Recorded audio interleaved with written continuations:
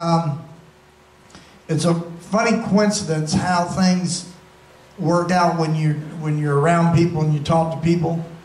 But Wednesday, we've been having our Bible study, and we've had like 3 or 4 of them now. And we got on some subjects that people started opening up and asking questions, and one of the questions that I had got to start answering and talk about was that levels of faith. You cannot pray for somebody that their faith is here and yours is up here. For an example, you're going to go into the hospital, you're going to have a surgery, and you just want to pray that the surgery goes okay. And my faith might believe, and of course I do believe, that God can intervene and prevent that surgery and do a miracle, and for some reason the doctors are totally amazed.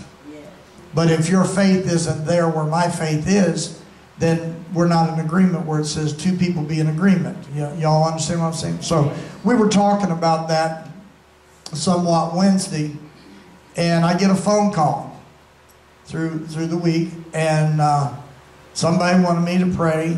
They were going to amputate a toe off of Lucy. And right away my mind says no. And then they said that, but we just want you to agree. They wanted me to come to the hospital, and I refused to go to the hospital. Something just said, no, you're not going to the hospital, so I didn't go. And so I thought to myself, that's what we were talking about Wednesday. There wouldn't be no sense of me praying any different than what they want me to agree in prayer. So I agreed in prayer. So whoever was in charge of Lucy Goff's mental state at that time, a relative, he didn't know what decision to make, so he left it in the doctor's hands. They didn't cut the toe. They didn't cut the foot. They took off the leg.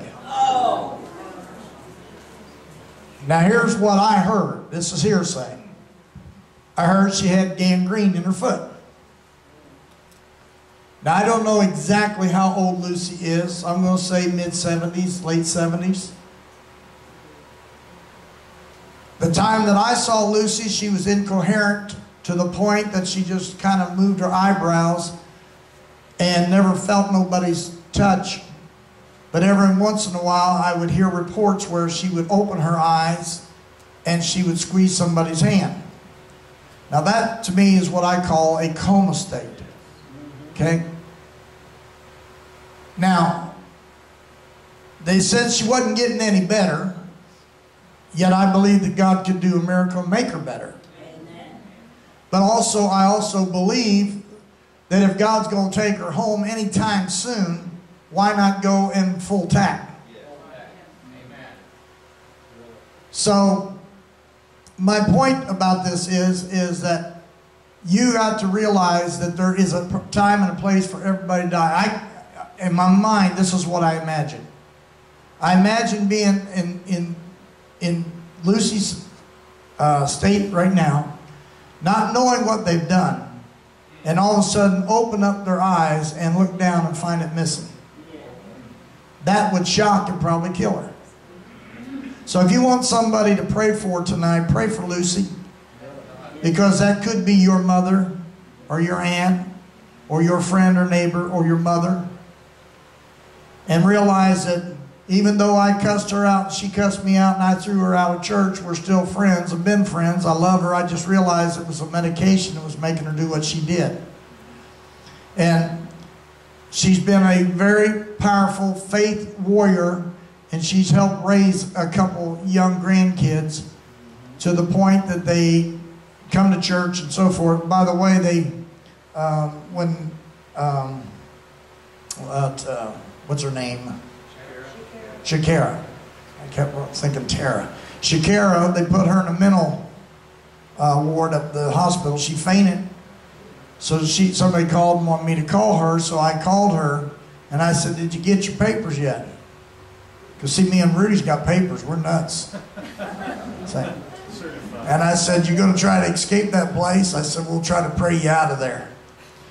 So she's under a lot of stress with the things that's been going on in her relationship with her family, the baby, and so forth. And so there's another person for you to pray for. If you don't have anybody to pray for tonight, there's another one, Shakira. Harry Ramey. Some of you don't know Harry, but Harry and Edith was Mary Allen's mother and father that just passed away. I did the funeral. And she really looked beautiful. Saw her when she was swelled up like this. And Harry's 87 years old. She was 83, I believe. Been married 61 years. If you want somebody to pray for tonight, pray for him, because he's lost a mate that he's been there a long time. Milo, Nancy lost her husband. Been married for how many years, Nancy? Almost 49 years. So if you want somebody to pray for Nancy tonight. In other words, what I'm telling you is take time out to remember the things of other people's conditions and chaos and things that they're going through, and pray for them. Make you a prayer list and just take time. I was reading a very interesting book from Jack Cole. That's what I pointed out to Billy outside. And in this book, I found something that he stated about they were going to have an all-night, an all-day prayer chain. And they wanted volunteers to pray for 1 hour. So he decided that he was going to volunteer, so he raised his hand. When you make a vow unto God, you got to pay it. Okay? So he decided to do that. He chose a time, I believe it was between 2 o'clock and 3 o'clock in the morning. So he set his alarm so he could get up. And so he got up a few minutes and threw water in his face and patted his face, and he was dozing off and so forth. And he got down praying. He got up and he looked at the clock, and he knew he'd been praying 5 minutes. So he threw some more water in his face and got down, prayed some more, and about 10, 15 minutes went by. He said he couldn't wait for that hour to get by, but he said what he realized is he might as well stayed in bed and slept, because he wasn't in the spirit when he was praying. He was more concerned about hurrying from point A to point Z to get that prayer time in, because he made that vow. And a lot of times that's the way we are in life. We make a vow that we're going to do something, but we forget we made it, and we don't do what we promised God, and then things start happening, and you wonder why God doesn't answer your prayer, boom, just like that.